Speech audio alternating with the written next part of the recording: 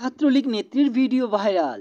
মানিকগঞ্জে ছাত্রলীগ নেত্রী জেরিন বিশ্বাসকে কান ধরে উঠবোস করিয়ে শাস্তি দিয়েছেন সাধারণ শিক্ষার্থীরা।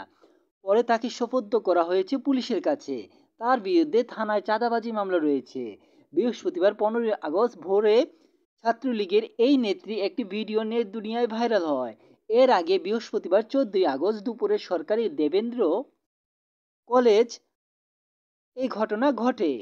জেরিন বিশ্বাস কলেজ শাখা ছাত্রলীগের ছাত্র বিষয়ক সম্পাদক। তিনি বিসিএস অনার্সের 3য় বর্ষের শিক্ষার্থী।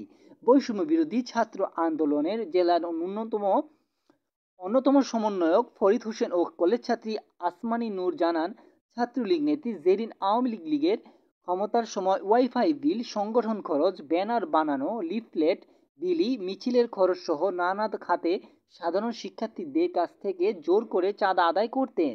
চাঁদা দিতে রাজি না হলে নির্যাতন সহ ছাত্রলীগ নেতাদের দিয়ে নানাভাবে হয়রানি করতেন। বুধবার দুপুরে তিনি হোস্টেলে এসে কয়েকজন ছাত্রীর কাছে 15 আগস্টের শোক দিবসের কথা বলে 100 টাকা চাঁদা এবং ওয়াইফাই বিল দাবি করেন।